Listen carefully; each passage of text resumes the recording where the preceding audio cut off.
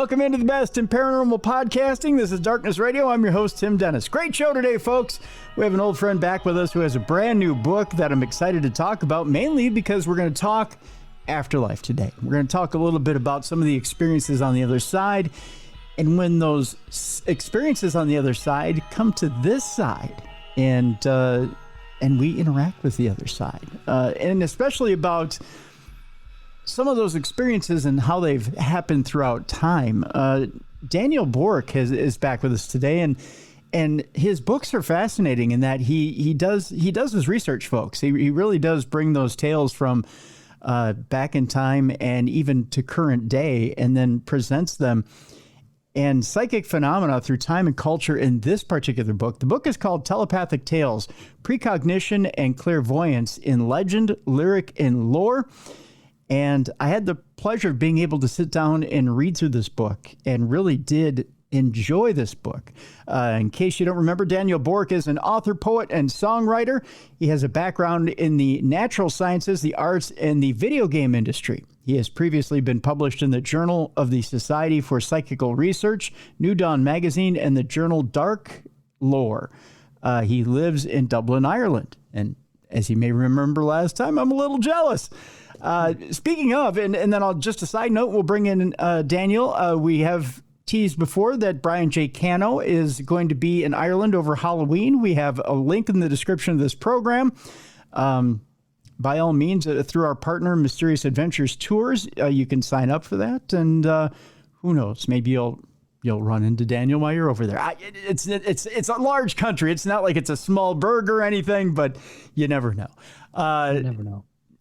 Are you going to be at the Puka Festival? I don't know, Daniel. Is that one of the things you do? Maybe I will. Maybe I'll bilocate there. Maybe I'll be here and there. There you go. You never know.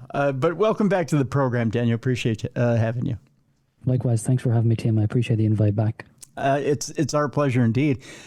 So let's just, easiest question of the day.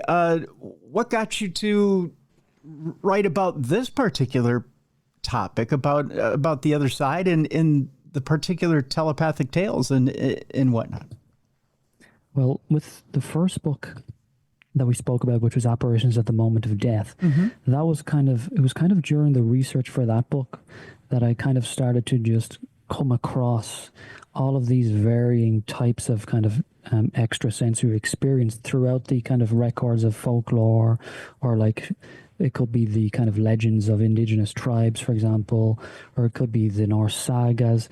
But the point was that I realized, there's so much here that is kind of indistinguishable from the kinds of accounts that had been collected by the parapsychologists in the last 150-ish years. And I thought, I need to start collecting these. I need to start putting these together, and I need to start making it very clear. What I wanted to do was just make it very clear that the same kinds of experiences that you and I have, these kind of telepathic experiences, the same kinds of experience that have been relatively carefully documented also, they can be found pretty much anywhere you look for them. And I just wanted I wanted there to be many of those accounts in one place where you could simply open the book and basically find one no matter where you look. That was kind of the idea here, just to bring attention to that fact. What's interesting, and I'll make a generalization here, and then we'll go into different topics and break them down by topic. But what's interesting is you're grabbing from all different cultures, and you've grabbed from not only Native American cultures, but different cultures throughout history. But there's these different cultures that you're grabbing from, and it seems like no matter what culture you grab from, there's the one thing in common, and that is that these cultures, once they cross over, it seems like they definitely want to come back and they have these messages, whether it be about health, whether it be about messages about lost treasure, whether it be messages about whatever it is. It's you know what? We're not going to abandon you. No matter what, we're going to reach back and we have these messages to talk to you about.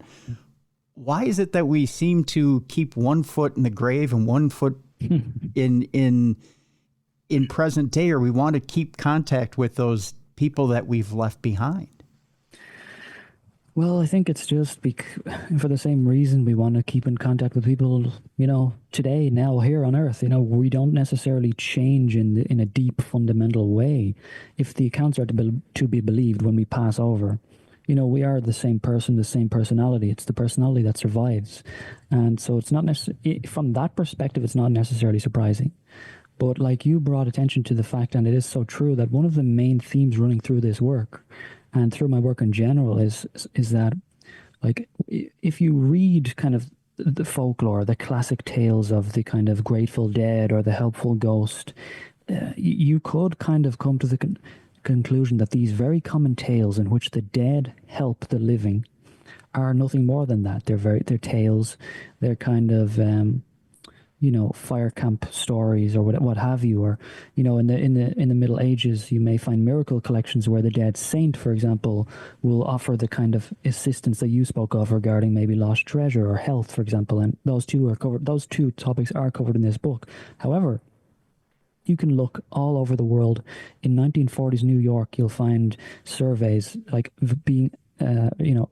expressing surprise that, why the dead are the ones apparently offering a lot of this information regarding lost items. You'll find the same in 2018, for example, in an after-death communications collection. You will find very specific examples where the dead will, for example, somebody will see the apparition of a dead person and they will simply point out the location of a lost key. And the thing is, the dead help in all of these areas. Like, for instance, in one of the chapters is A Day with Destiny, which deals with accounts in which the individual is informed of the date of their own death, something which occurs very commonly through myth, but still commonly today. That's what's interesting. But what's also interesting, and I'll wrap up on this point here, is that very commonly in the old tales, whether you're looking in Polynesia, Native America, or Africa, the dead come and offer that information regarding the date of the death. You find the same thing today. Like Alexander Bethiany's book on terminal lucidity just came out a year or two ago. And in there you'll find spontaneous examples of people who are on their deathbed saying, yeah, I know the exact day I'm going to die specifically because my dead relative told me. So this theme does continue through time, and they're not just, contrivances. There would have been very good reason for why these things were recorded.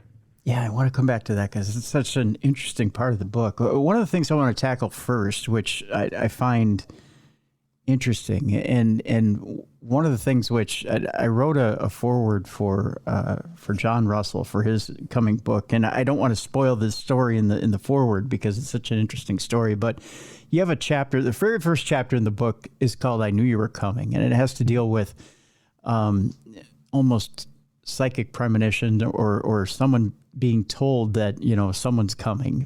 It's I don't want to say psychic premonition because it's really not that. It's being told that someone's on their way by someone on the other side, and then being expected, that person expecting that this person is coming or having this message that someone is coming, and then preparing, like, say, a feast, right, for that person who's on their way. And then when that person gets there saying, well, you prepared all my favorite foods. I mean, all my favorite foods are here. How could you possibly know? And this theme occurs over and over and over again. But it doesn't matter the culture, does it, Daniel? I mean, it's all here. Tell us a little bit about why this seems so prevalent in all these different cultures, and what is it about this particular story that is so interesting? Well, for me, that was one of my favorite chapters, honestly, and like I could see why some people, like, for instance, the fundamental phenomenon it focuses on is the Vardogr. That is a Norse. That comes from Norse folklore, and it's the idea of a premonitory sight or sound, and it generally relates to either an apparition or some sort of auditory intimation of a visitor's arrival. And I broadened that in this chapter to just general intimations of a visitor's arrival, whether that be a vision, a dream, a sound, like you said, something to do with the contact with the dead, for example. And like, why is it? Like, let me give the listener a typical example here. This is and something in relation to the kind of comparative nature of it too. Like in 1970s rural Finland, and in Finland, by the way, these types of phenomena were referred to as etiainen. And that there you had a informant say that my mother had the gift of knowing in advance when visitors were coming and who they would be. She also says that she had this gift all her life. Occasionally she had been mistaken, but then it had turned out that the person had intended to come but was prevented, which is a kind of an interesting side aspect to these experiences, wherein sometimes just the thought of the intention to come seems to trigger the intimation in the mind of the other person. And you had so many accounts with famous people too, like Charles Dickens. You have so many folklorists. It's hard to...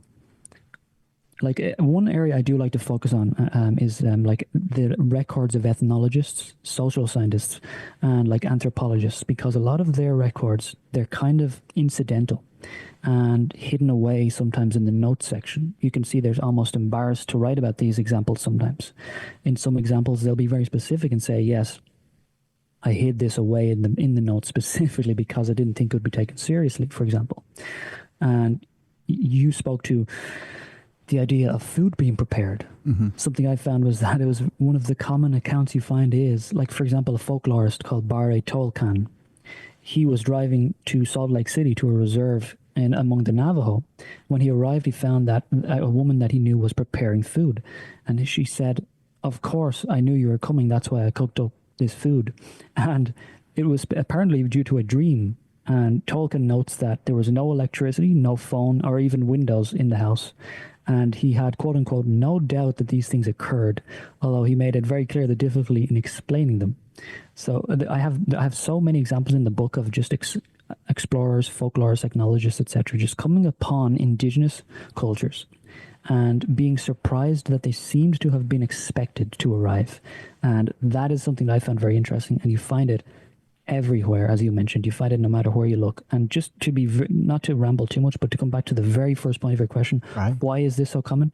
I believe it's common simply because it is a real human experience. I expected looking for these that I would find them.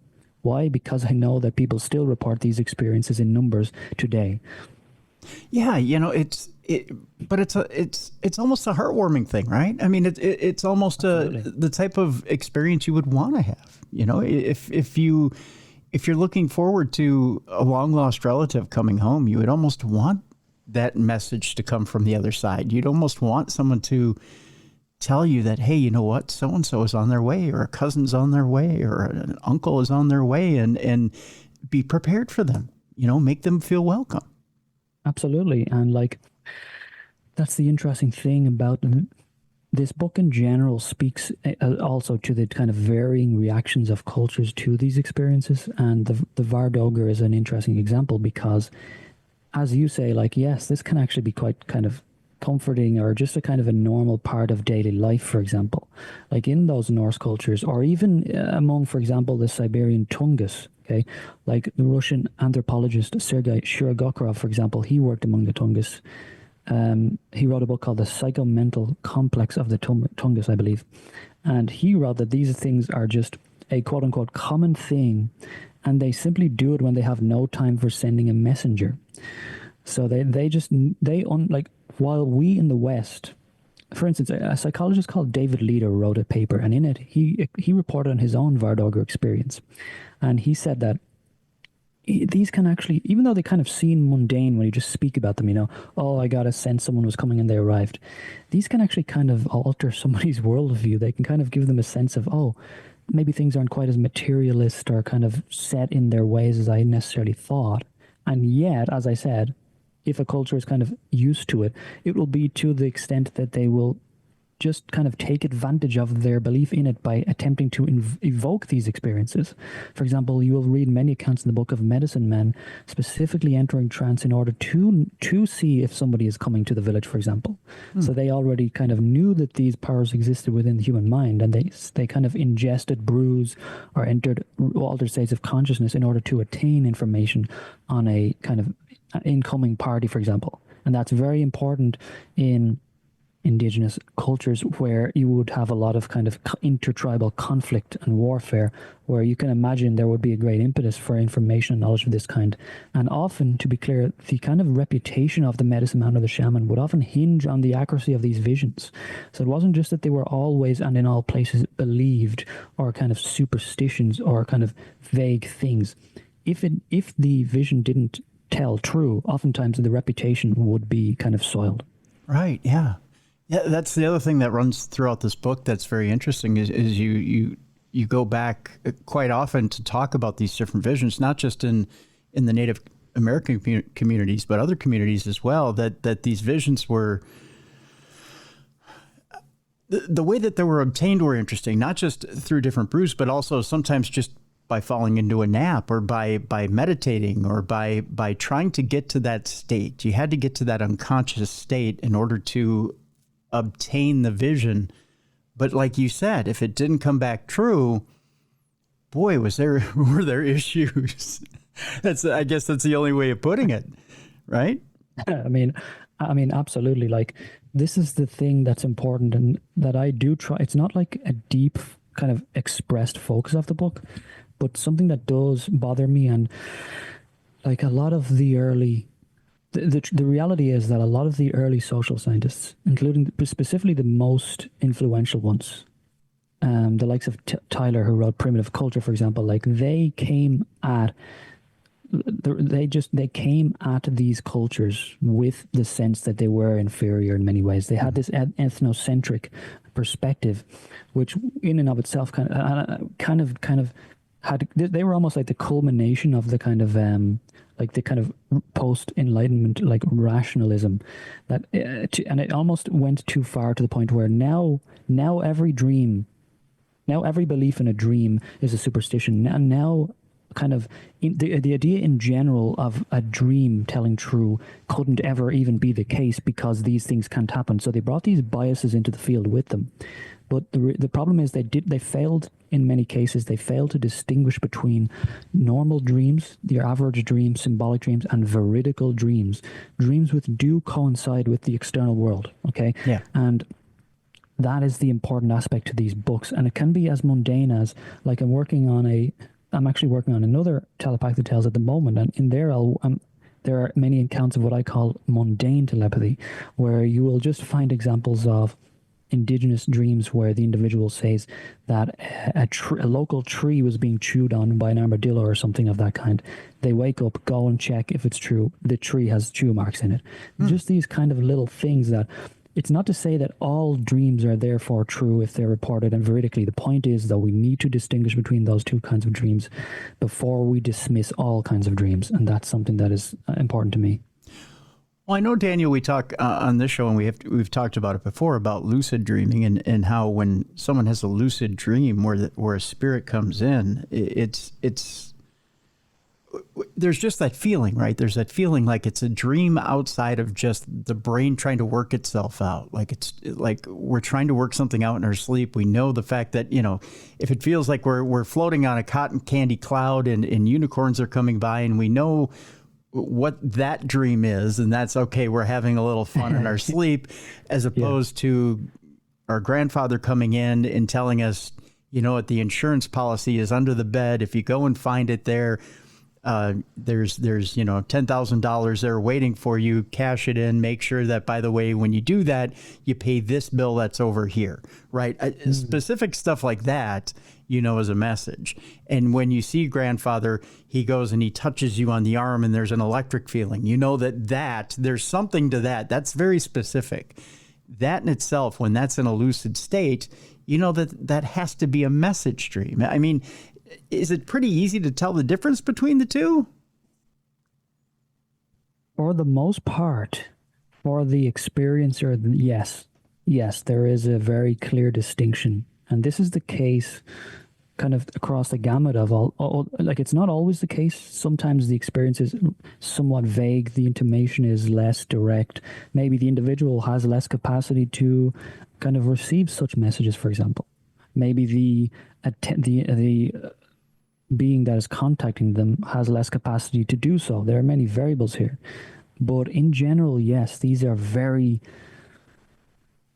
kind of like the core. They can be kind of, again, they can kind of even if it's as mundane as a lost item, or finding the location of a herb, for example. Something that comes through the folktales very commonly is that whether it's a dead ancestor or a spirit or a fairy or an ogre, maybe in a Japanese folktale, they will give you information about the location of a plant that will cure a specific disease, for example. And over again, we hear, this is what happened. It wasn't a mythologized dream. We do that too, but we also have these veridical dreams. That's what has been ignored.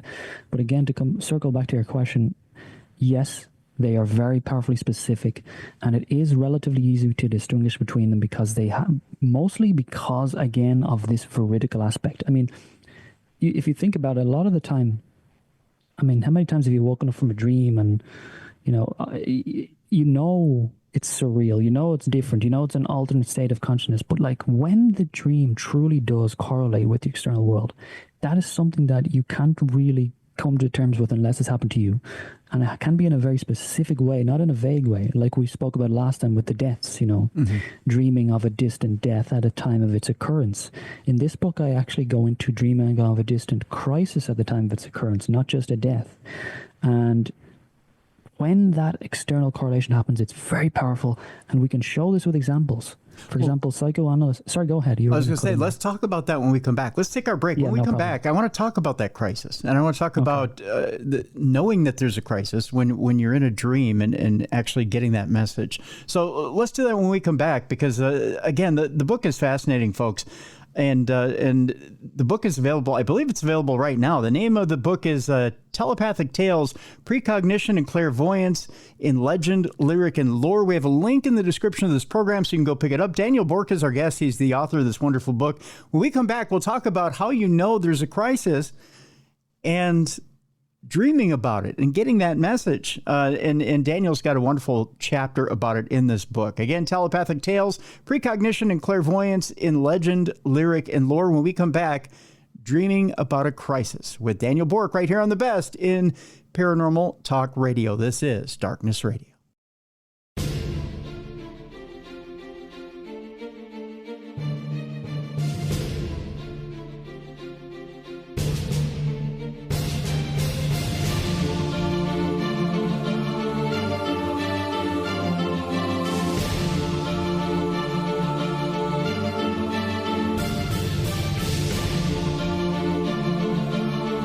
Welcome back to the best in paranormal podcasting. This is Darkness Radio. I'm your host, Tim Dennis. The book is Telepathic Tales, Precognition and Clairvoyance in Legend, Lyric, and Lore.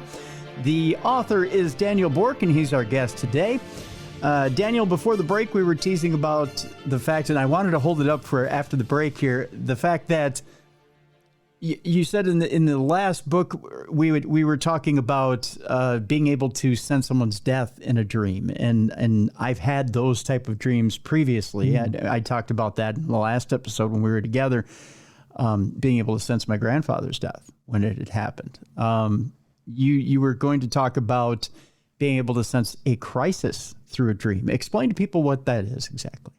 Yeah, so one of the early on in psychical research, one of the main areas of focus was, and one of the main findings was that commonly these kinds of veridical experiences, visions, and dreams they did tend to kind of militate around crisis and death. Now, the jury was sometimes out on whether or not they were more remembered around crisis or death, or they actually happened more around crisis or death. But certainly they're more reported around crisis and death. And I think the crisis apparition in those days took up most attention. However, there were also many cases reported in which the individual became aware of just a distant crisis in general. Most often of a loved one. For example, I also should say that one of the main reasons I wanted to look for these accounts cross-culturally is because that really hadn't been done.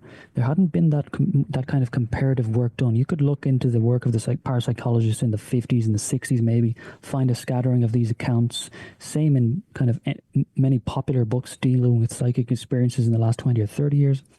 But I wanted to show that, the idea that a dream can inform of a distant crisis that is unrelated to a death is also very, very common.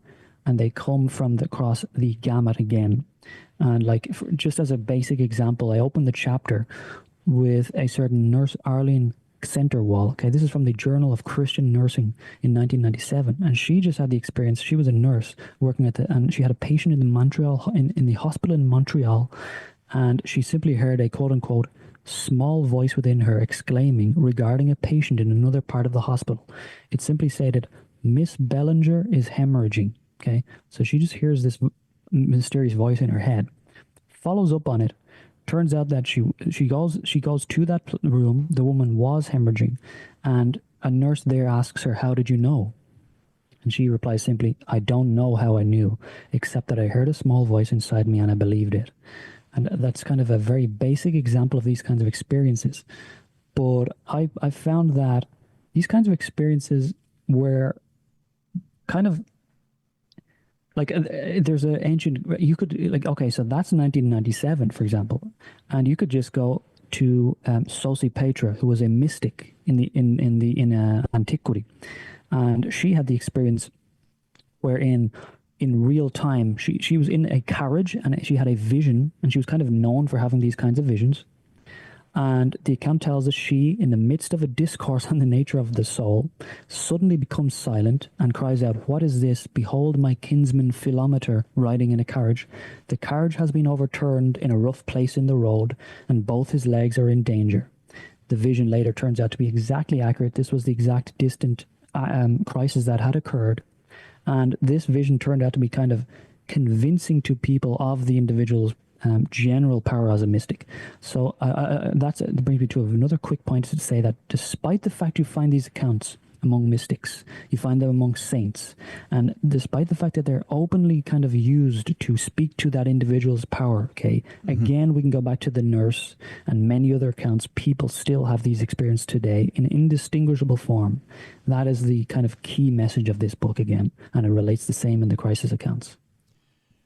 Now, speaking to that, as well as not only knowing that someone's in crisis or in trouble, there's also a date with destiny as well. Someone having the idea that they're going to be warned that, you know what, you also have fate in your way. You're going to get that message that you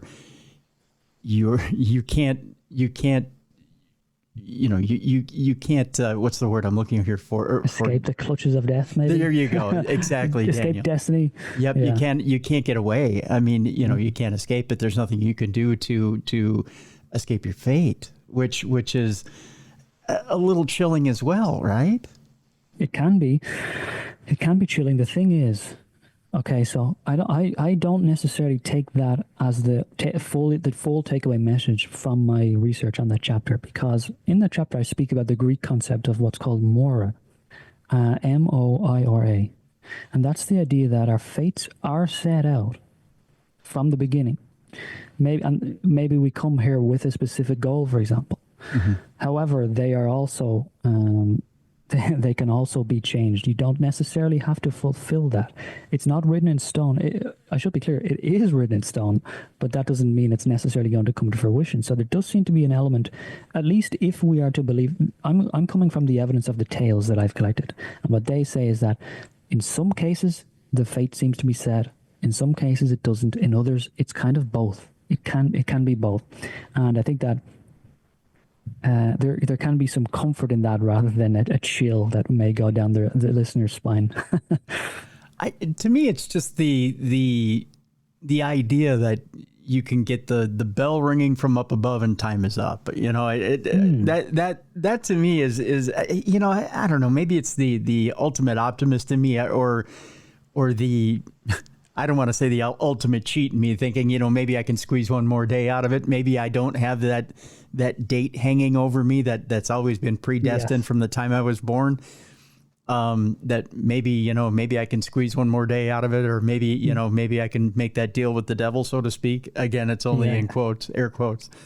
That maybe it isn't such and such a day, and it's not written in a book somewhere that I can get, I can get out of it. Do you mind if I speak to that a little? Yeah, go ahead. Because like it's interesting because there are actually accounts where somebody does squeeze more time out of it. Like for instance, like something I did find in a lot of the tales, and the reader will see this in the book, is that like just sometimes they're given a date. However, if they have a kind of a unfinished goal or something they want to get done before they die, they can be afforded extra time. And you can look at that in the tales and the myths and say, that's kind of interesting. It's kind of an interesting literary device, what have you. It's kind of a cool idea for a story. Mm-hmm. However, if you look at the near-death literature, something that comes out there is the very same thing. Like individuals very specifically state that, like you'll see many accounts reported across the near-death literature where the individual dies only after the person, for example, who was late coming to visit them, visited them, or only after they made the phone call they'd been wanting to make for 3 days. And sometimes they'll even specifically say, like, I've been given extra time in order that they can arrive here and we can kind of, get our final dealings done, etc. So the reality is, whatever you think of the reality of these experiences, you cannot look at the tales and say there's nothing to it outside of the idea of the writer of the tale, okay? And to be clear, this book isn't just tales, it's actual reports as well from the ancient world, etc. Just to be clear on that. But yeah, these are the very same phenomena still reported today. And regarding the date with destiny and the kind of Damocles sword over your head, what's really fascinating is that in many cases, and again, I'll refer again to just another recent book, Alexander Bathiani's Eternal Lucidity, he had cases where people predicted the day of their death. Now, I don't mean the week of their death. I mean the day down sometimes to the hour. And that's something, I write about this in the book too, that's something that physicians cannot do to this day. And that's why they express not just surprise at these accounts, but often a kind of sense of being disturbed or perturbed, something, because these are people who are very much grappling with things that they feel they need to understand and on a molecular level, like the anatomy of the human body. But this is something that they can't grasp. Why do these people know when they're going to die? It's a mystery every time. Yet they do. And this comes out again throughout the tales. There's a story in the book, and I forget the gentleman's name, forgive me, who goes and gets a clean shirt, clean trousers, which is the custom of the day, puts them on, says he's waiting for the sunset, and goes up to, the top of the hill, rests in and says, I know that at the end of the day I'm going to die. And then and then simply lays down and goes to sleep, and that's it. He's done. He predicts the very hour of his death. And an extremely deadpan, almost, like, forgive the pun, but he seems to be like deeply accepting of it. I'm trying to remember the account specifically. I believe it was an African account, maybe. Yeah. I'm trying to find it. However, like a perfect kind of replica of that account, an example that speaks to that, would be the account of an early 18th century French journalist, Anne Marguerite Petit de Noyer. Okay, so in the book I write that she seemed to know something those around her did not. She arranged her funeral, draped her house in black, carried out many other death-related rituals, despite appearing entirely physically healthy. And that's something that's very important, because today still physicians, and by today I'm speaking about literally today, but also the last 20 or 30 years, for example, of kind of clinical publication, medical publication, and also near-death publication. They don't actually they're not expected to die. They're not necessarily in any immediate danger of dying, yet they do die. And again, I will stress, that is also another aspect that comes out in the tales as far back as the Bible. You have accounts in the Bible wherein it's very specifically noted that they weren't unwell, yet the physician expressed deep surprise that they were saying they were going to die, and yet they die. Mm-hmm. But circling back to the French account, despite her appearances of being healthy and everyone complaining about the tasks that they had to do, she, quote unquote, died on the very day and at the hour that she had indicated. And this is the kind of fundamental medical mystery of this. You have, like, if you allow me to kind of ramble here a little bit, apologies. No. Jean van Bronckhorst, medical social worker, she wrote, quote unquote, In every nursing home, hospital, and hospice I've worked at, nurses and social workers tell stories with awe about someone they knew who seemed to know or choose the very moment of their passing. Peter Fenwick, very well renowned in the field of near-death studies, former neuroscientist, he's passed away recently. He wrote that, quote unquote, these sorts of things happen all the time. It's quote unquote, it's very unnerving. They know for whatever reason they have a prescience. It's a definite feeling that they'd have that they're going to die. And I would say 95% of the time they end up dying in front of me. And quote unquote, it's very disturbing to me. That kind of speaks to the disconnect that we have with these types of phenomena, which would have been considered entirely normal at the deathbed of so many others outside of Western culture. Yeah. Yeah. And, you know, to kind of, to give you an offshoot of that and to give you an idea of a little bit of my world, right? So I had sepsis quite a few years ago. And you talk about, and I'm going to go way back into our conversation here a few minutes ago. When you were talking about having a second shot at life, or that sort of Damocles hanging over your head, and talking about near-death experiences and feeling like you might be on borrowed time. Remember, we were talking before the show and talking about having a second chance at life, right? Yeah. So after I had sepsis, and remember before the show, I told you I kind of felt like without modern medicine, I probably would have been dead in my 40s, right? Yeah. Right.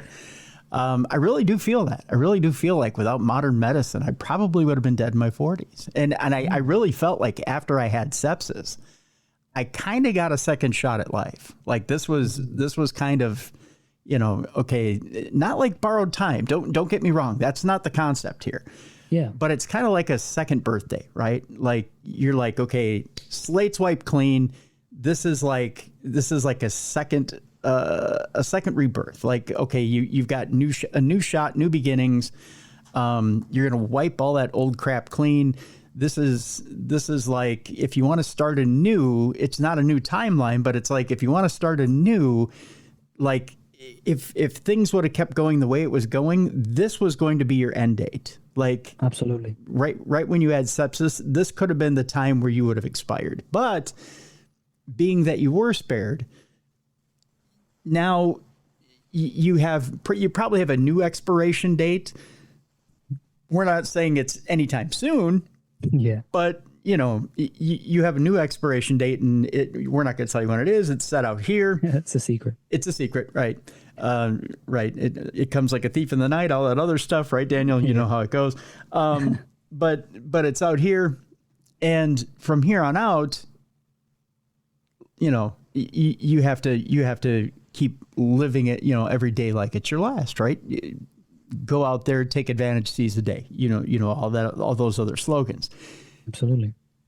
In retrospect, when my mother had her surgery, when she had her heart surgery, and had her pacemaker put in, her doctor told her, and again, I always believe in positive language whenever it's time to have a procedure, right?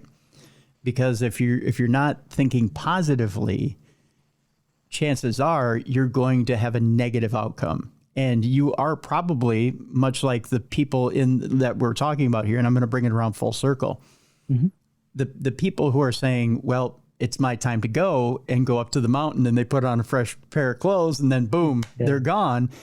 I believe you can will yourself to the grave. If that's the day you believe you're going to die, you're going to go, right?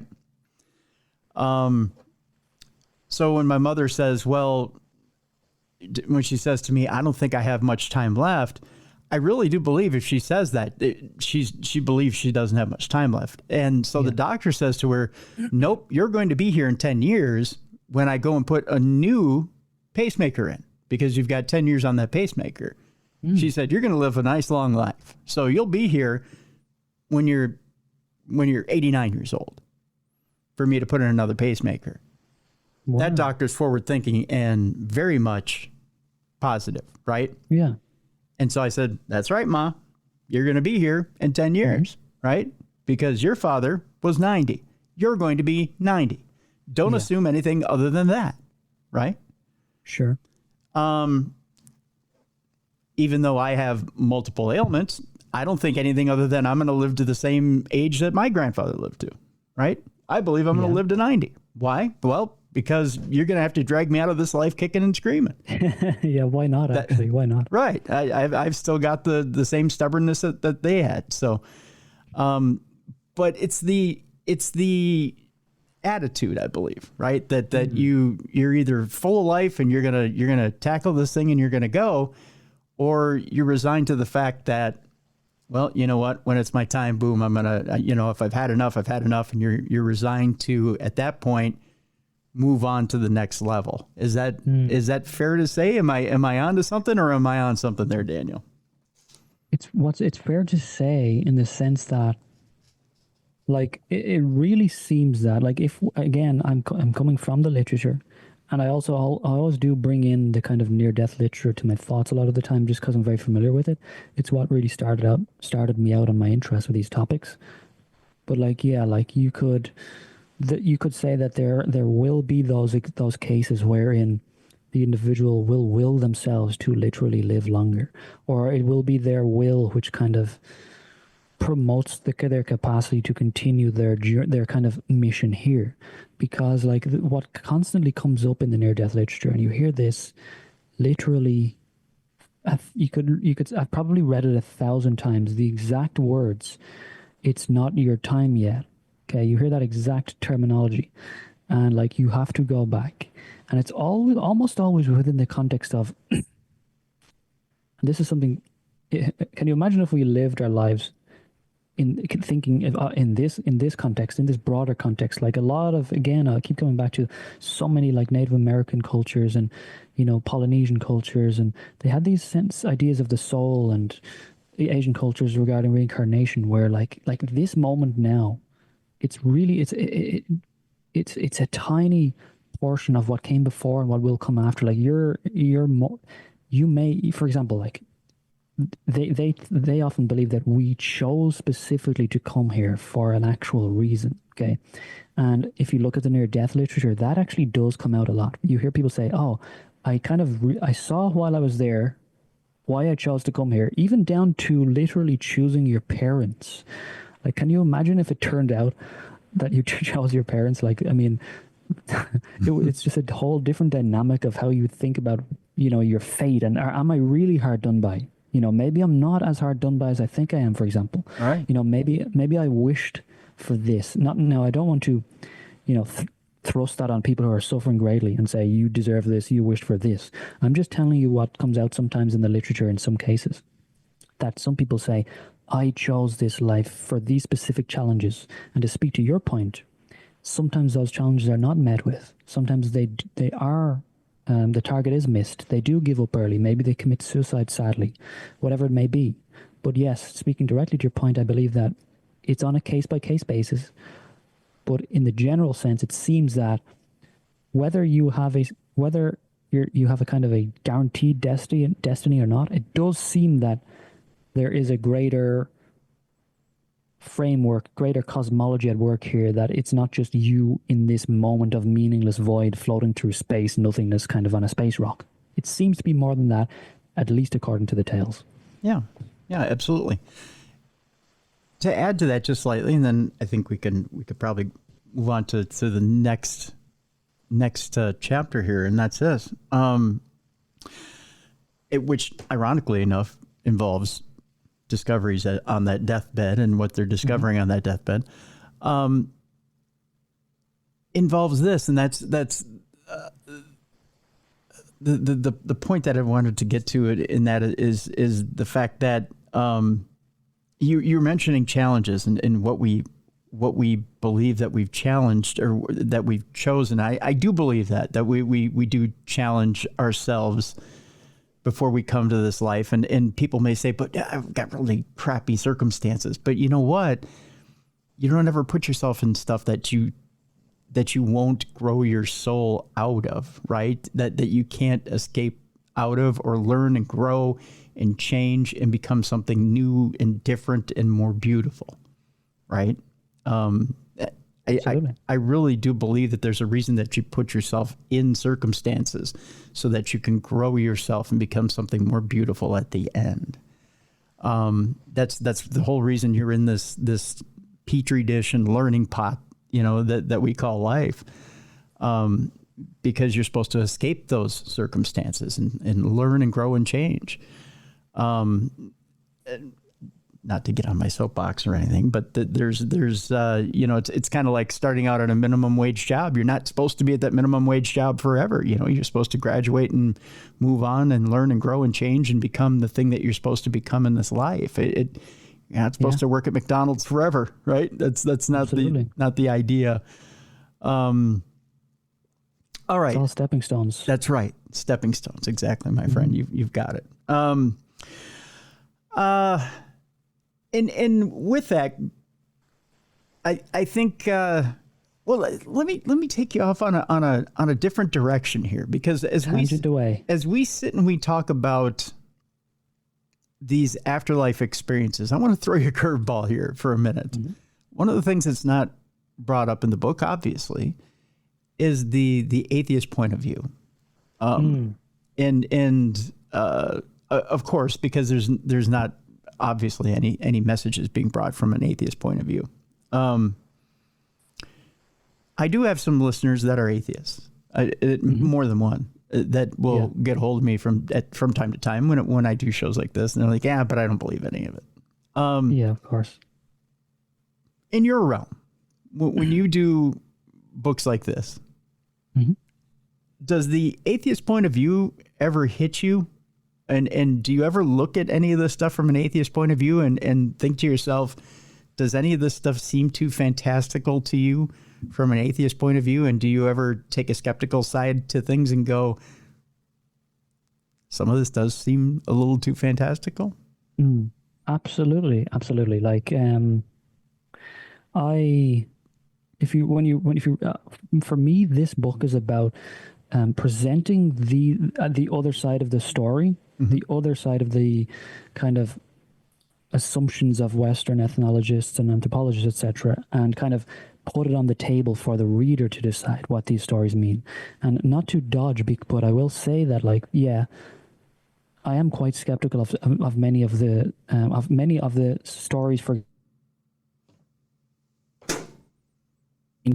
or miracle collections in the Middle Ages, in the sense that it's very clear some of these are contrived. Now, are you speaking to, whether or not some of the stories are contrived, or whether or not there's a basis to kind of the atheist and the kind of materialist who has the kind of often subconscious assumption as to the nature of things?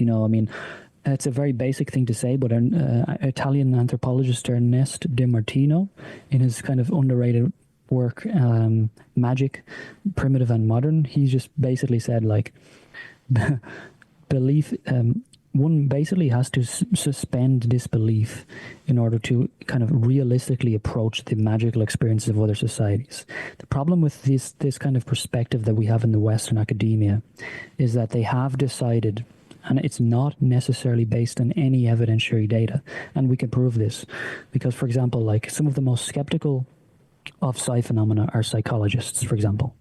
But we also know that psychologists are some of the least familiar with these phenomena. Have you cut out, or are you still there? Apologies. Yep, I'm still here. Okay. Yep. Okay. Yeah, so we know that those most skeptical of these phenomena are actually the least familiar with the literature on the phenomena. So we can say that a lot of the time the assumption that these things can't occur are a priori. They are kind of fundamental. So yes, I do take the skeptical approach, and that actually is increasing in my latest work, but it's only to the extent that I do not throw interpretations down the reader's throat. I want the reader to see the other side of the story, to see what these people are saying in earnest, to see that these mysterious experiences are very similar across cultures and time, such that it's challenging to dismiss them all. Okay, and that's all. That's my goal with this book. And I hope that was a clear answer. If it wasn't, I'm happy to kind of elaborate. Yeah. No, it's a clear answer. Yeah, absolutely. Okay. It's just, and the reason I throw the curveball there is this. A lot of times, like, I'll do a show like this, and on a lot of the few atheists that I have that listen to the show that are, let's put it this way, they get curious to listen because they want to see the other side, but at the same time, it's kind of like, It's kind of like someone who's on a diet who wants to look at the menu and they go, no, but I'm never going to eat that anyways, right? Yeah. But they, you know, at the same time, they're curious to see what it is that's being said. But they still want to, pardon the language, Daniel, they still want to shit all over it, right? Of course, it's okay. But yeah, it is. It's okay. I don't mind that, right? I don't mind That's their perspective. I don't mind the friendly discussion. I don't even mind the tit for tat that goes on with it either. But my answer is always this, and that is. But you're curious about what the stories are, and you're curious as to what the traditions are, and you're curious as to what it is that's going on. If you don't believe, then why are you curious as to what the stories are, right? Sure. You know, the thing is, like, you know, a lot of one could look at a collection of, you know, narratives of this kind, and what happens often on the side of the types of people that you're speaking about is that they dismiss these tales on the grounds that they are anecdotes. Okay. And that's shockingly unreasonable because, you know, science, including their own sciences, make use of anecdotes all the time. It's a kind of a double standard that you see when it comes to the realms of kind of extrasensory stuff. It's not that they have an issue with the fact that these are anecdotes. They have an issue with the content of the anecdotes in the first place. So therefore, they dismiss them a priori again.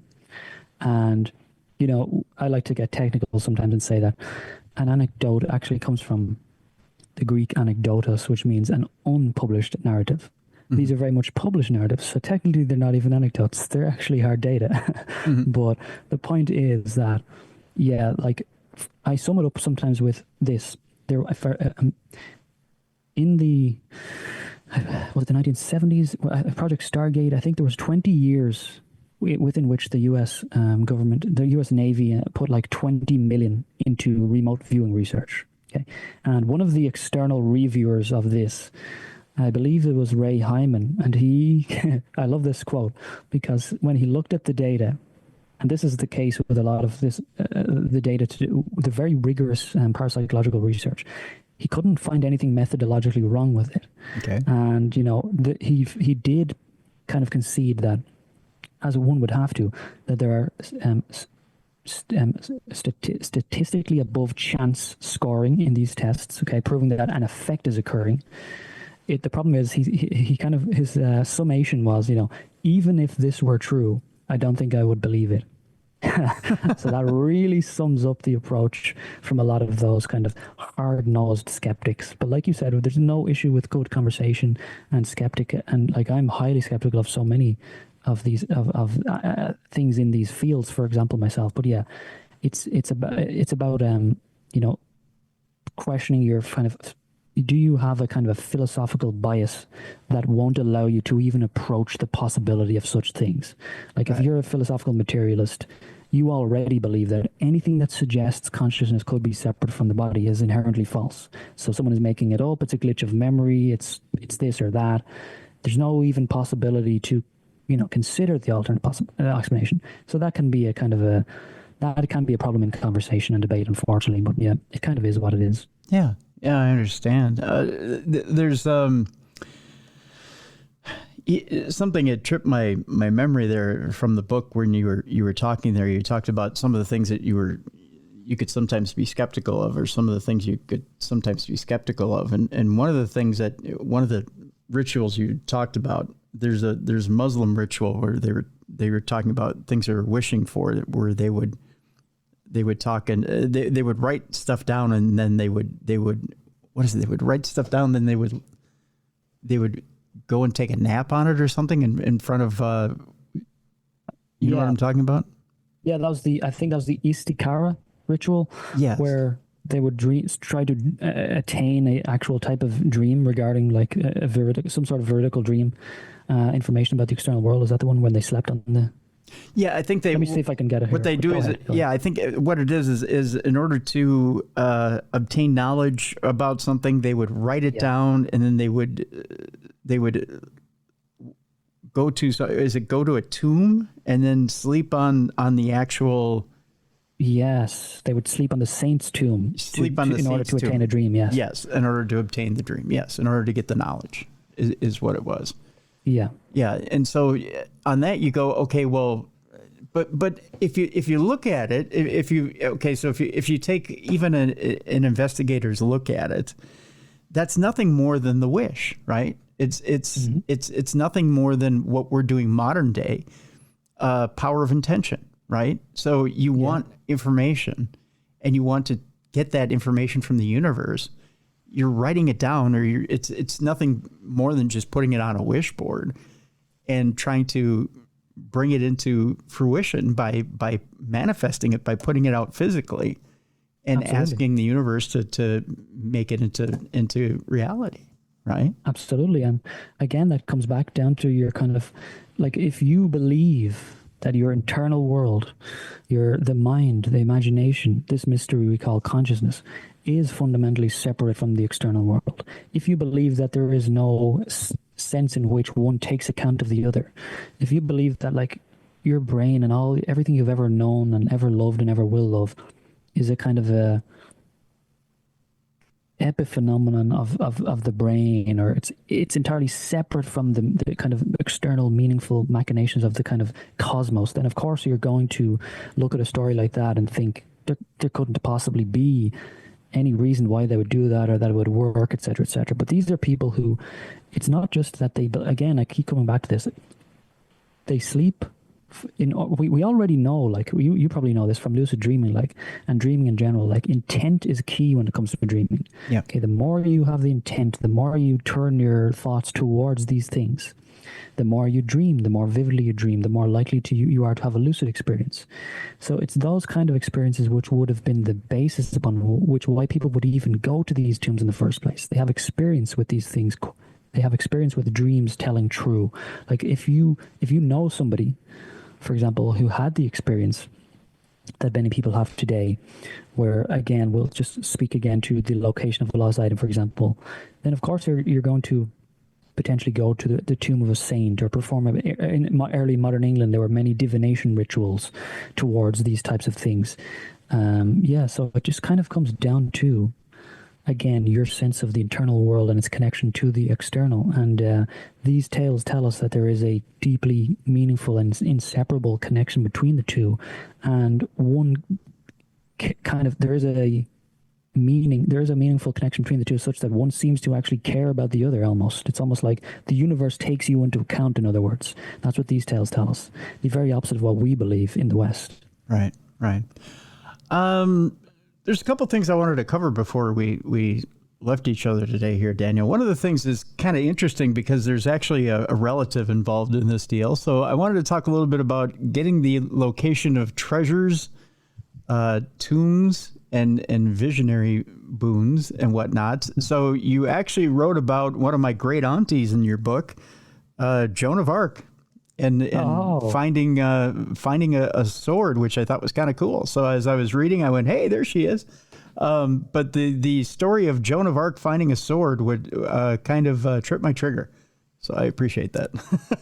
I'm glad I did. Yeah. You wrote about the sword of, wrote about the story of Joan of Arc finding a sword through a dream, getting the message that there was a sword to be found, which I thought was kind of although I had known the story, it was kind of cool to see the story. In the book. Yeah, it's something that, like, a lot of people know, but, like, when you put it in this greater context, like, this is why I always concentrate on volume. I don't want to say, like, some people say quality over quantity. I'd say I almost sometimes focus on quantity, but the point is that, like, yeah, you could take the Joan of Arc story and say, oh, that's interesting, a vision located a sword, But then you look, in Papua New Guinea, you see the same thing with similar idiosyncrasies attending it. For instance, it's an external intelligence that tells Joan of Arc the location of the sword. The same is true in Japan, where a sword is found. The same is true among certain Mayans, where certain quartz crystals are located that will kind of begin their training. They say that it's an external intelligence that imparts this information. So these kind of themes start to emerge. And again, we can come back to the tales from our own times. You know, the deceased relative, as you mentioned, offering the location of a will, or again, a key that's lost under a stone. These seemingly mundane things that the dead seem to be concerned with. And but the way I look at it is that you've got hundreds of stories through time, but here's the similarities. Here's the consistency. Something external to the individual is offering accurate, veridical information regarding the external world. That's what I find interesting, and that's why I bring all these stories together and try to suggest that we're either looking at a common, actual extrasensory experience, some sort of strange similarity between people's brains, or what's most likely a combination of both. You know, although I was kind of eager to talk to you about this. Although the Catholic Church would have you believe it, you know, because Joan of Arc is a saint. Although they would have you believe that she received her knowledge from God, that she had channeled that knowledge from God. Do you actually believe that Auntie Joan had been getting those voices from elsewhere? Maybe it was a relative that popped in and said, you know what, maybe the sword is here. I think it's very possible. And I think that in the lives of the saints, like you do very commonly see these interactions between living saints or people who aren't saints yet, but will be, and the dead. And it's very, very interesting how similar these interactions are with the dead that the shaman has with the dead. And that's why I think that the church, in many of these cases, they will kind of, if it is a dead person, if there is some sort of contact with the deceased at all, it will be ascribed to, you know, God, the Virgin Mary, the Holy Spirit. This is something I go into in the Vardogr chapter, for example. One of the keys there is that there's often a third-party messenger that imparts the information that someone is coming, okay?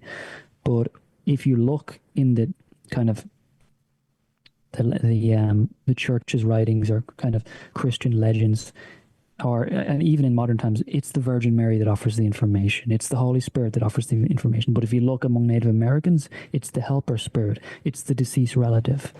If you look here among us, for example, it could be literally like an ogre or some sort of strange, mysterious being. The point is, though, that ultimately, no matter what's really happening there, the same pattern is occurring. The same an external intelligence is offering vertical information, and I keep kind of harping on that, but it's kind of the important point here. But yeah, Joan of Arc was probably talking to dead people, or spirits or something. Yeah, I tend beyond. Yeah. I tend to think when you take a harder look at it that she was a psychic medium, right? That absolutely. That she probably had contact with the other side, and that she was pulling knowledge from the other side. Yeah, you see this with a lot of like mystics in the kind of 15th, 14th, like 13th centuries. You see so many mystics who, if you look in their early lives, they're often like cataleptic, or they go into trances very often, or they kind of they freeze, they become paralyzed, and you know they're very clearly entering some sort of trance state, the same type of state that we do often see ascribed to kind of trance mediums, etc., etc. And again, you could even look in those early saints' lives, like the likes of John of Cupertino, for example, or Maria de Agreda. Like you see that they also kind of purposely or not purposely suffered very severely in their early lives, often physically, and whether that's kind of self-flagellation or just their external circumstances, and like to the point where you could imagine almost one entering an altered state of consciousness that someone is undergoing so much suffering, which again brings us back to the kind of shamanic connection. I don't want to speak too strongly on that point as a fact, but I see it as a strong connection between the shaman and the saint, that there's a lot of suffering, physical suffering and altered states in the early lives of both of these types of people. So my sense is that a lot of the time the church in their stories or the hagiographers in their stories took those kinds of local folklore to do with shamanic initiations, etc., and in some cases implemented it in the lives of the saints in order to make the transition easier for pagans, etc. Yeah, no, I'd agree on that as well. You deal with in the book. I don't know if I want to go to shared visions first and then deal with the cures, because we'd already kind of talked about cures a little bit. But you know what? Let's deal with cures real quick, and then we'll talk about shared visions. About spirits coming forward and saying, you know what? Here's what you need in order to find a cure for whatever it is that ails you. Somebody may have a disease, or maybe a loved one has a disease, and they see in a dream, you know what, if you just go and get this root, or you go and get this here and you combine this with this will cure what ails you. And it's happened over and over and over again. It doesn't matter what race of people you're talking about. It doesn't matter what culture you're talking about. It's happened over and over and over again that these ancestors come through and say, you know what, if you just try this will happen. It's amazing that it's almost like, again, if you talk to musicians, they talk about being able to funnel this knowledge through this universal well, you know?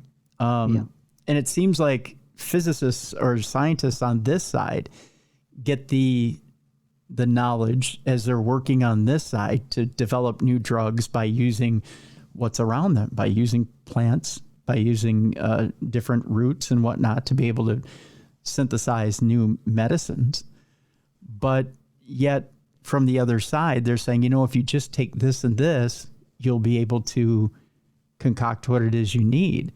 So with that, I would ask you this, Daniel, as you wrote this chapter, as you're acquiring these stories, do you believe that there's this universal well of knowledge that maybe these spirits are pulling this knowledge from and trying to give us this knowledge? Well, I think that, to be completely honest with you, I do think that's a very strong possibility. I do believe that in many of these cases, the dreamers are in no way misrepresenting what occurred to them, for example. Like, I make it very clear in the book that there are ways in which dreams are mythologized. Like, for example, somebody may observe the behavior of an animal, and the animal is scratching a certain tree, and it turns out that tree, the animal was limping and maybe then wasn't limping 20 minutes later. So people observing that will say, interesting, what's going on with that tree? They've discovered the tree has a painkiller in it.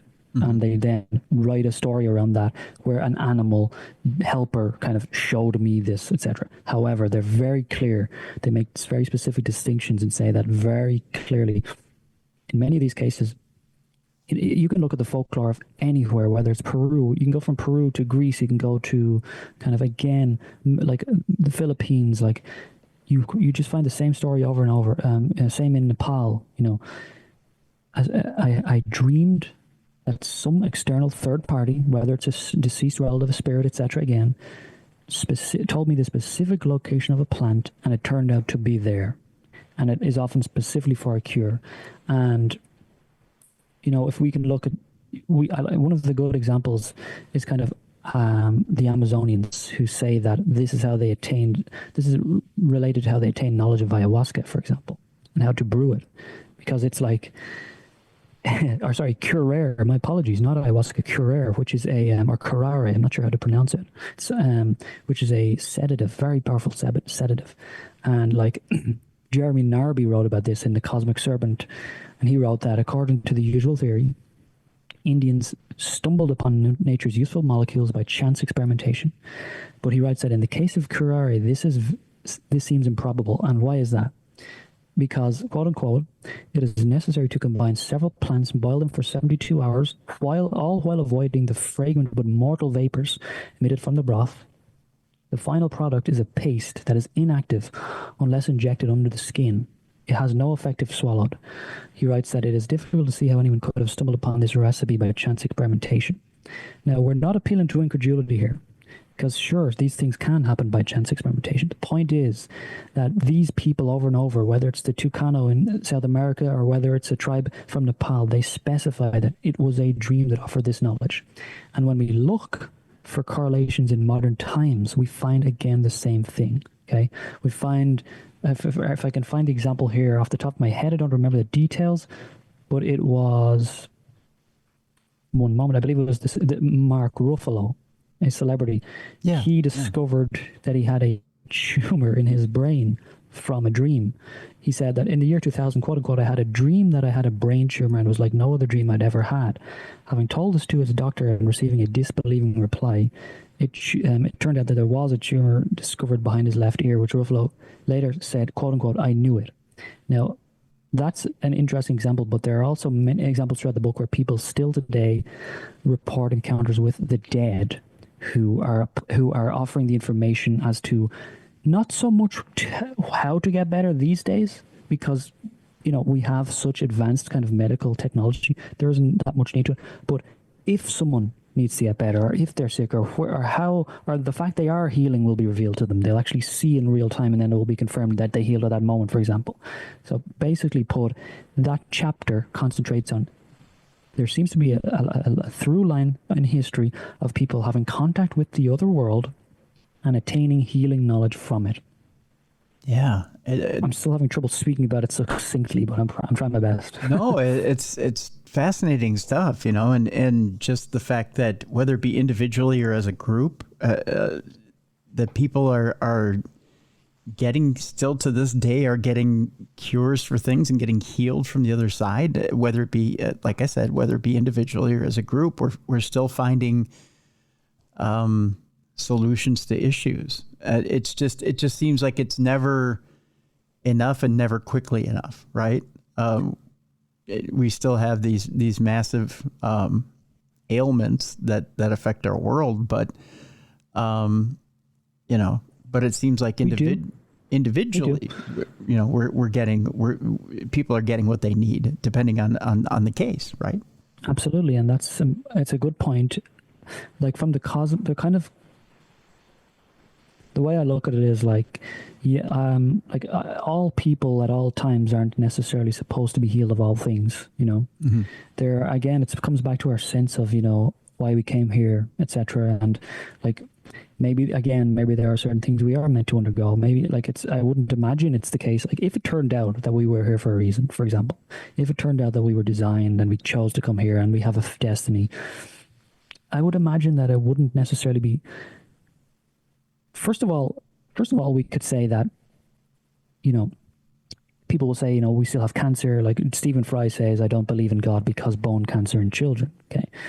To me, that's ridiculous because, for all we know, like that child, according to this cosmic perspective, that child came here specifically in order to impart this deep node of empathy. There's one part of the planet where, because when babies and young children undergo things like this, like the family comes together in this very specific way. This particular type of empathy is engendered. People kind of, like what it's like when you see a child who's suffering in that way. Like it brings something out in you and other people. The point is that like, it may have been the case that such things actually have in the broader scheme of things, not to say that it wasn't bad and horrific for that family, but it's kind of part of a grander scheme of things, and it will have a massive effect that spreads out from that node of people. So a lot of this does just boil down to your perspective on things like, why is it that all people aren't getting cures? Well, maybe they're not necessarily supposed to. Maybe there's meant to be a challenge in it. Maybe we're supposed to kind of find our way upon these things in some cases on our own, etc. So I leave the door open to a lot of possibilities. No, you're absolutely right about that. Absolutely. Before we leave today, the last chapter in the book is about I know what you dreamed, share visions, double revelations, the ultimate truth. Tell me a little bit about shared visions and about what it is that people being able to hook into other people, and especially through dreams. What is that is so fascinating?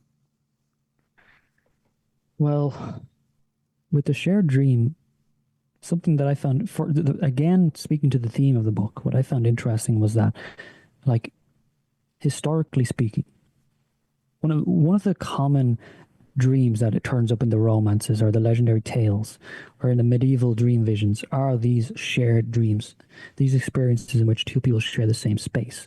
Or like the prince dreams of a princess and maybe years later discovers her, that exact person, recognizes her from the dream, and she says, I also dreamed about you. And I was like, I just, it struck me that, oh, this is interesting, because I've seen these accounts like from among parapsychologists too. Because as it turns out, like those classic tales, like in the Welsh Mabinogion, I think it's 3rd or 4th century, it's certainly very old, one of the oldest prose texts in the Welsh canon. The dream of Maxen Wledig, one of these ancient dreams, very, very, very kind of renowned vision in which he sees a woman, he becomes lovesick, he won't eat, he won't drink, he sets up a mission to find her. His men travel and eventually find this woman from his dream. People still have the same experiences today. People still claim in surprisingly large numbers to have dreamed, not only to have dreamed of their lover before they met them in life, but that their lover also dreamed of them, that they had been interacting in dreams before meeting in life. And again, these are things that will be entirely unsurprising to, just for one example, the Tarajans of the Philippines, for example, because they believe that the soul leaves the body at night and may meet with other souls and may visit other places. So if you come upon a person or a place that you then have a kind of a deja vu or a deja reve, that feeling of being here before, or the sense that I definitely have been here before, they have an explanation for it. They have a cosmology for it, but we don't. Do you, let me ask you this. Have you ever had a shared dream where you've met somebody or feel like you've met somebody before? And then met them in this life? I will say that to dream of someone, and this is actually the subject of my next book, to dream of someone before meeting them in life, it's very interesting. I have not had that experience myself. However, I do believe when I was younger, I did have many shared dreams, and I'm a twin. And okay. I grew up with my brother, and we, many times in our youth, would share dreams with each other, and the other would then say, I just had that exact same dream. And it would be to the point where we would kind of know what was going to happen next in the dream as he spoke about it. That's not something I really kind of have spoken about much, but that is something that did happen to me when I was younger. And yeah, so I didn't have like a kind of a personal kind of investment in it based on that. To be honest, I actually only remembered that it happened after writing the chapter. Yeah. But yeah, I have had those experiences. What about yourself? Have you ever had experience with that? I have. Really? It's not something I've ever talked about on the show, but I have dreamt about. I'm just sweating a little here. I'll just put it this way. I have dreamt about someone that I knew I would meet. Really? Yeah. Really? When I was older. Yeah. Fascinating. Yeah. You don't have to obviously speak about it, but that I can tell that's a fascinating dream. And yeah, and it was very powerful. And I knew I saw their face, and I knew the minute I met them that I had dreamt about them when I was a teenager. Wow. Yeah. Amazing. Yeah. Yeah, that's fascinating. I've collected probably about 600 of those accounts from, biographies, journals, letters, legends, myths, etc. And those will be put together, not to promote another book while I'm doing Telepathic Tales, but yeah, that's something I'm working on. And damn, I wish I spoke to you beforehand, because I could have included it in there. It would have been cool if you would allow me, of course. But I think it's something that I don't think people realize, still happens so commonly today, because it's not necessarily spoken of. It's not something you would tell somebody really, I dreamed of this person before I met them. It kind of sounds like you've lost your mind. Yeah. Unfortunately, these days. But yeah, whatever you believe about the reality of these experiences, they're very common. They're very, very common today. Huh. These shared dreams too, by the way. Yeah. And I just, what was odd about the dream is I was passing them, and you're going to think this is odd too. I was passing them at that age. So we were both teenagers at the time. Okay. And as I was passing that person, I said, I will see you down the road. I knew I wasn't going to see them until we were older. Wow. I just said I said, just please wait. Are you saying you actually saw them at that later age? That's what you're saying, isn't it? Well, no. I said I saw them as a teenager. So we were at the time we were both teenagers, and I said, I know I will see you down the road, so please wait. That's incredible. Incredible. Yeah. I've so many. I can't say I've had an experience of that kind that I remember, at least. But do I know anyone who's had that experience? I do think my brother has had that experience, but I don't remember it. Yeah, not much in my family in that regard. A lot more with the death stuff in my family, unfortunately. Yeah, but it was but I ended up seeing them later. It had a big impact on you, I assume. Yeah. It was very strange because it took me a minute when I met them. I was like, oh my God, that's that person. I because it felt eerie. I can imagine it's incredibly uncanny. I had to sit there and go, wait a minute, I know this person from somewhere, and I had to think, and I went, oh my God, I know where they're. Because it's like seeing a ghost when you see him. I can't imagine. I really can't imagine. Like, I always thought those were actually very interesting accounts where there's a long time lag between the dream and the kind of fulfillment, because with those types of experiences that you're mentioning, that's something that's called déjà rêve. It separates itself from déjà vu in that it's not the sense that you've been here before.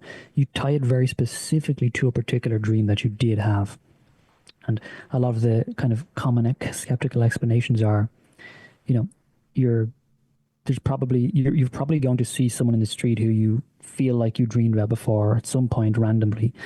But I like when there's a lot of time between the experience, because I think, well, if that's the case, surely that would have happened by now. Why did it take so long to quote unquote kick in? Yeah. That's just something. And I always like to say, it seems like time does wait for some men. Yeah. So yeah. Yeah. Yeah. But there are many of those accounts.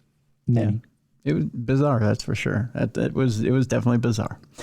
Well, folks, the name of the book, and it's a fascinating one at that. It's a good book. I encourage you to go get it. It's in the description of this program, is Telepathic Tales, Precognition and Clairvoyance in Legend, Lyric, and Lore. Daniel Bourke is the author of that book, and it's available right now. We have a link in the description, so go get it. Go get it. Daniel, I want to thank you so much for being with us today. Thanks, Tim. It was a pleasure. Pleasure's all mine, my friend. Pleasure's all mine. Folks, we're up on the weekend, so I want to remind you of a couple of things. First of all, I want to remind you that we have 2 trips from our friends at Mysterious Adventures Tours that are up and ready to go. There are links in the description of this program. The first one is our friend Dacre Stoker is taking you to Romania for Halloween through Mysterious Adventures Tours. Bran Castle, first of all, on Halloween. You'll be able to party at Bran Castle. This isn't outside Bran Castle. It is in Bran Castle. There is a delicious dinner and then a ball afterwards in Bran Castle, along with 11 other days in Romania. The link, again, in the description of this program. Also, Brian J. Cano is taking you to Ireland for Halloween, including the Puka Festival and much, much more. Again, the link in the description of this program. Both trips offered through Mysterious Adventures Tours. Second, we want to thank Troy Palmer. He's the executive producer of this program. Thank you, Troy, for everything that you do. Third, if you don't have the Apple app for Darkness Radio, it's available now. If you do have it, the update's available. Make sure that you have it updated. Be sure to do that. Fourth, if you're listening to this podcast and enjoying it on audio, you can enjoy it as well on video. The original Darkness Radio is on YouTube. That's the name of the channel. Or just simply go to darknessradioshow.com, click on the show that you're looking for. The video and audio are under the description of that show. You should be able to see both of them. If you don't see both of them, just hit me up with an email and ask me where it is. But you can see both at darknessradioshow.com and click on the description. You should be able to get the video there, or just go to the original Darkness Radio and look for the video. And again, like and subscribe after you get done watching the video. We're up on the weekend, folks. And again, it's going to be a beautiful weekend. While you're out having fun this weekend, make sure you grab a neighbor or a friend or a family member that is disabled or elderly. they like to go out and have fun as well, folks, too. Be a light in someone's darkness. Make sure you get someone out of the house this weekend that needs to get out. Just a message from your friends here at Darkness Radio. Be a light in someone's darkness this weekend. That'll do it, folks. That's it for this weekend. We'll be back next week with a whole new week of shows. For Mally Fox, for Jessica Freeberg, for Beer City Bruiser, I'm Tim Dennis. Thank you so much for joining us here on the best in paranormal podcasting. This is Darkness Radio.